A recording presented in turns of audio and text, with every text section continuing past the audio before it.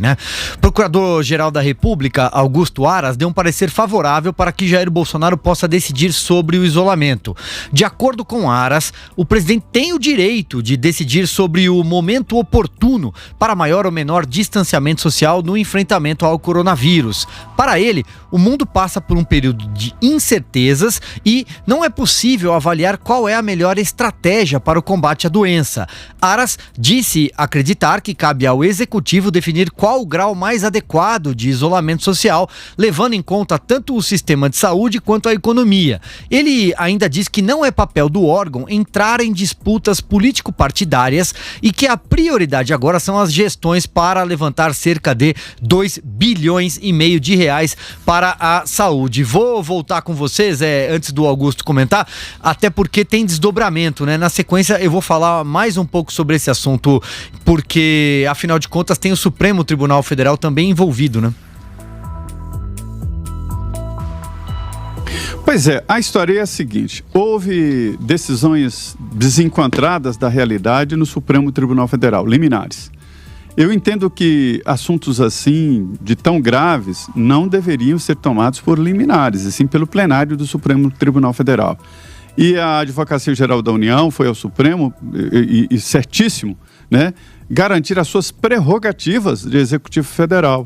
Eu entendo que o presidente não só tem o direito, mas como tem o dever de traçar linhas nacionais.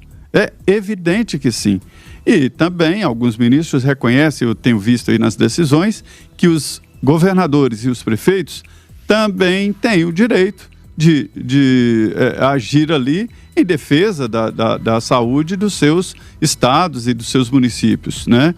Então, qual é o resumo? É que a União tem o direito, tem o dever, tem a competência constitucional de fazer as linhas gerais. E os governadores e os prefeitos fazem ali a chamada sintonia fina.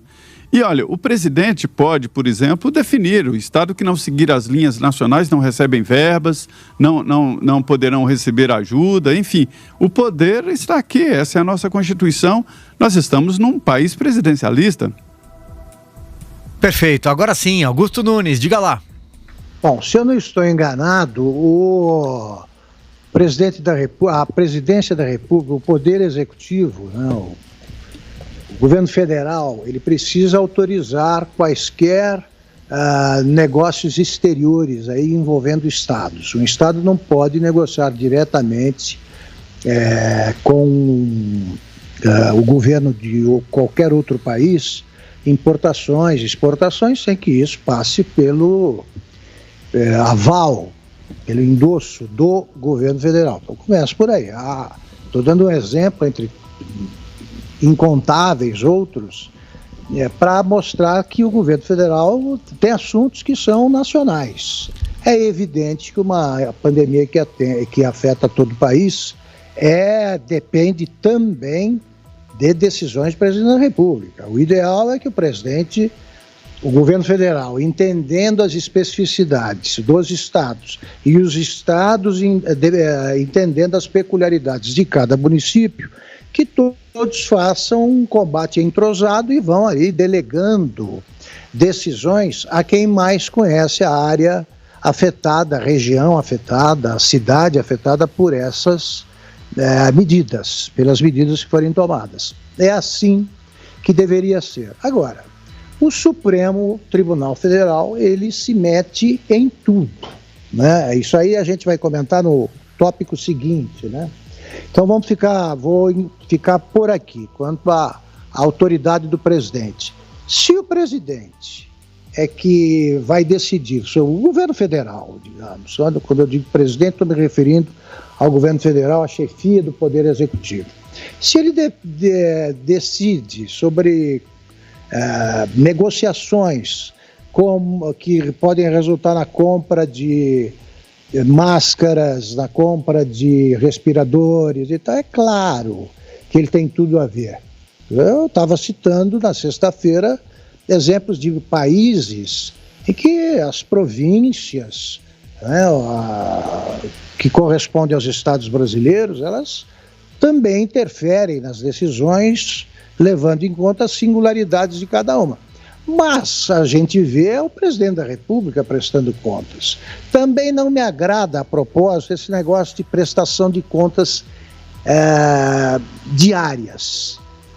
Diariamente se faz isso aí. Eu sei que eles fazem isso para deixar claro que eles estão acompanhando de perto o andamento das coisas. Eu acho que acabam se tornando até enfadonhas, provocam menos interesse, quando você poderia fazer, por enquanto, 3 vezes por semana. Depois, se as coisas melhorarem, você reduz para uma e tal. Não precisa ser todo dia, tá? Você ter uma prestação de contas do governo federal ou outra prestação dos governos estaduais, de alguns. Basta você divulgar os números, que senão começa aquela conversa que se segue a divulgação dos números, que descamba para questões políticas, repito, menores neste momento, porque na entrevista de hoje, por exemplo, deve ter tratado muito mais destas declarações feitas pelo ministro da Saúde do que dos números. Então, eu acho que é alimentar a confusão. Agora, está equivocado o Supremo, comentaremos no tópico seguinte, ao proibir um dos poderes de tomar decisões que se encaixam perfeitamente nas atribuições desse poder. Sobretudo quando a decisão não é exatamente do Supremo. É uma decisão monocrática, tomada solitariamente por um ministro. E nenhum ministro, nem o gigantesco Gilmar Mendes, o juiz dos juízes, pode avocar a condição de representante do Supremo. O Supremo, é o título de um livro que trata de um ditador paraguaio que era mesmo tudo, Supremo em tudo. Ele era os 3 poderes. Aqui no Brasil não, a gente vive numa democracia.